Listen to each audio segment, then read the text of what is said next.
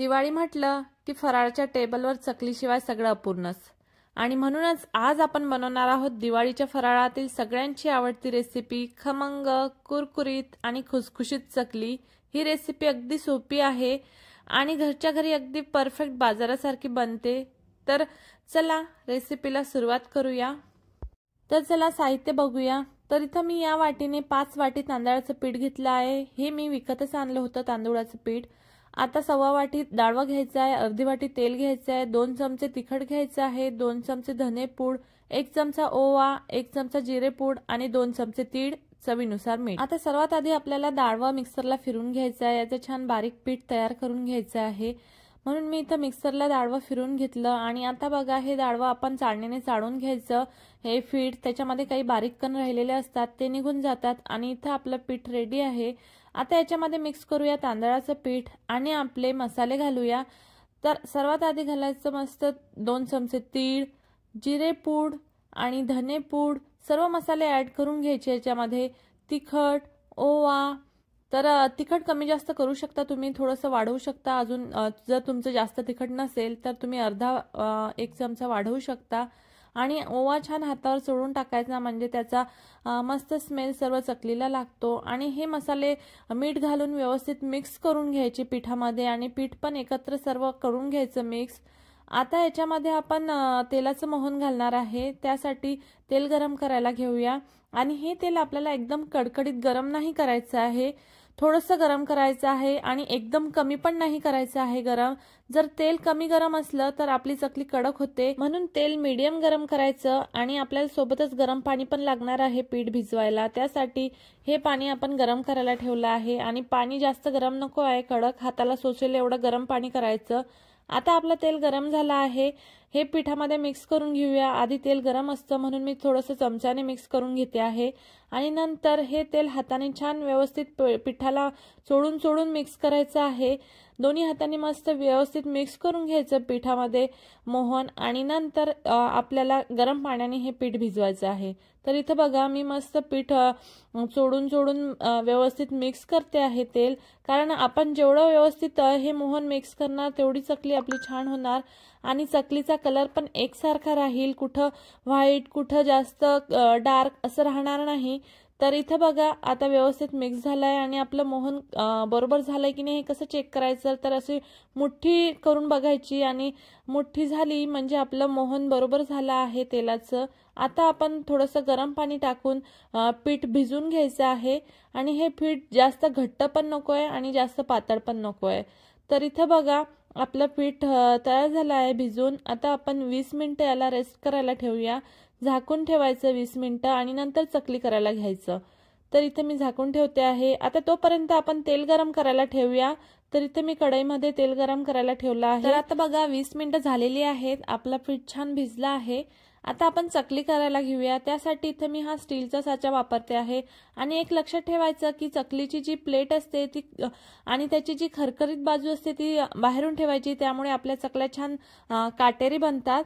तर इथे आपण थोडं थोडं पीठ करून आपली चकली बनवायला घेऊया। थोडं थोडं पीठ घ्यायचं आणि छान मळून घ्यायचं हे पीठ आधी, म्हणजे आपली चकली छान बनते आणि सर्व सारखं चकली होते।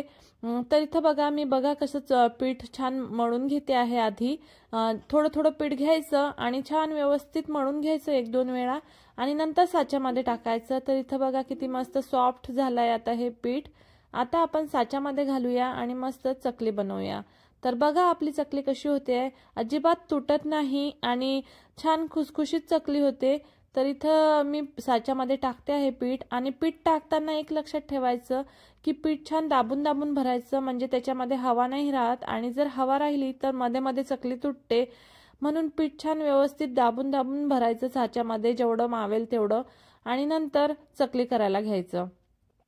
तर इथं बघा आपल्याला जेवढी मोठी चकली हवी आहे तेवढी करायची, छोटी पाहिजे असेल तर छोटी करायची, मोठी पाहिजे असेल आकार तर मोठा करायचा आणि लास्टला आपण ही चकली तोडल्यावर छान चिपकून घ्यायची, म्हणजे आपली तेलात सोडल्यावर चकली तुटत नाही आणि तळताना पण शेप नीट राहतो आणि आपली चकली अगदी मस्त कुरकुरीत होते। बघा ना किती सुंदर गोल गोल आकार येतोय, अगदी दिवाळीला शोभतील अशा चकल्या। आता तेल गरम होतंय तोपर्यंत आपण साच्यामध्ये जेवढं पीठ आहे त्याच्या सर्व चकल्या करून घेऊया आणि नंतर तळायला घेऊया। तर ह्या चकल्या आपण अशा बनवल्यानंतर 5 मिनिटं तशाच ठेवायच्या, म्हणजे थोडंसं सेट होऊ द्यायचं त्यांना, नंतर तेलामध्ये टाकायच्या। नाहीतर लगेच आपण साच्यामधून टाकून तेलामध्ये टाकल्या तर तुटण्याचे चान्सेस असतात। आणि इथं बघा आपलं तेल गरम झालंय का बघूया।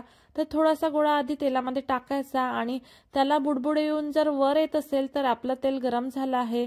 आणि तसंही चकलीला एकदम गरम तेल नको आहे, थोडंसं मीडियमच पाहिजे गरम, आणि एकदम कमी पण नको। जर कमी असलं तर चकल्या तेलकट होतात। आता आपण तेलामध्ये छान चकल्या सोडूया आणि त्यांना 2 मिनिटं पण नाही, अर्धा 1 मिनिट सेट होऊ देऊया आणि नंतर दुसऱ्या साईडने उलटायचं आहे। तर इथं बघा किती सुंदर चकल्या झाल्या आहेत, मस्त। आणि लक्षात ठेवायचं आहे की आपल्याला दोन्ही बाजूने छान खमंग भाजून घ्यायचे आहे आणि मीडियम गॅस ठेवायचा आहे, मोठा गॅस नाही करायचा आहे अजिबात। आणि इथं बघा आता चकल्या अशा तेलामध्ये खाली बसल्या आहे, म्हणजे आपल्या चकल्या तळून रेडी आहे आणि बुडबुडे पण कमी झाले आहे, म्हणजे आपली चकली छान झाली आहे। आता आपण तेलामधून ह्या चकल्या काढून घेऊया आणि दुसरी बॅच याच्यामध्ये तळायला टाकूया। तर इथं बघा असंच हातानेच घ्यायचं आणि तेलामध्ये सोडायच्या आणि मस्त त्यांना अर्धा मिनिट सेट होऊ द्यायचं आणि नंतर दुसऱ्या साईडने पलटून घ्यायचं आणि मस्त मीडियम गॅसवर खुसखुशीत होईपर्यंत तळून घ्यायच्या। आणि नंतर हे बघा चकली पूर्ण तळून झाली की ती तेलात खाली बसते, म्हणजे आपली चकली आता झाली आहे। तेलातून काढून घ्यायचं आणि नंतर दुसऱ्या चकल्या टाकायच्या। आता मी बाकी पिठाच्या पण चकल्या अशाच तळून घेते, आधी थोडं थोडं पीठ घेऊन मळून छान नंतर साच्यामध्ये टाकून त्याच्या अशा पूर्ण चकल्या मी करून घेते। तर अशा या खुसखुशीत, खमंग आणि कुरकुरीत चकल्या तयार झाल्या। दिवाळीचा आनंद वाढवण्यासाठी ही खमंग चकली नक्की करून बघा, सगळ्यांना आवडतील। आणि व्हिडिओ आवडला असेल तर लाईक करा, शेअर करा आणि अजून अशा पारंपरिक रेसिपीजसाठी स्वामीज किचनला सबस्क्राईब करायला विसरू नका। पुन्हा भेटूया नव्या स्वादिष्ट रेसिपी सोबत, तोपर्यंत आनंदी रहा, स्वादिष्ट रहा।